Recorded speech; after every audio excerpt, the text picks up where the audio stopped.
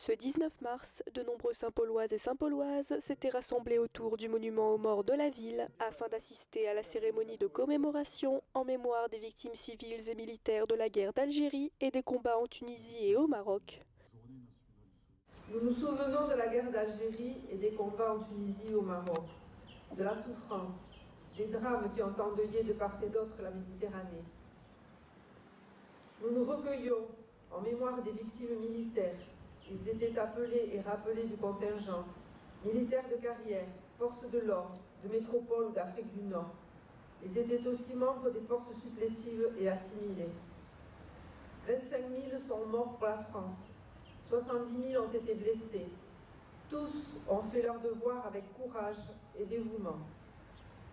Nous te recueillons également en mémoire des victimes civiles, hommes, femmes et familles, de toutes origines et de toutes confessions.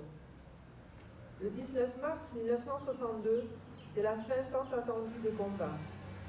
C'est la promesse d'un retour dans leur foyer pour des milliers de soldats français.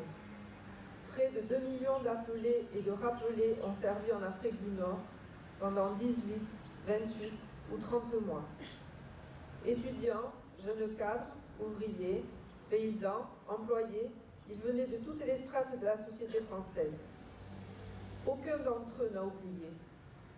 Ceux qui en sont revenus sont souvent restés marqués par ce qu'ils ont vu, par ce qu'ils ont vécu, par la spirale dramatique de la guerre d'Algérie. Le 19 mars 1962, l'indépendance d'un pays se préparait.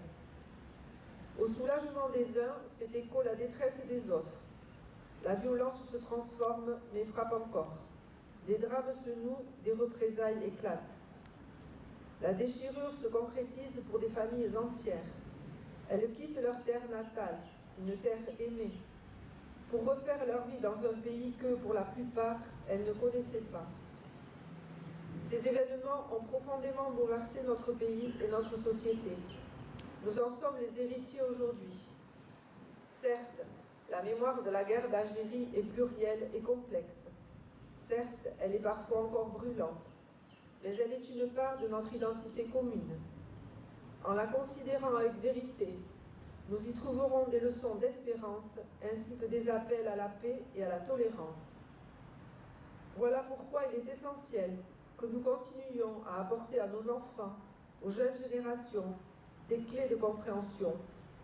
Voilà pourquoi il faut continuer inlassablement à témoigner, à expliquer, à faire savoir.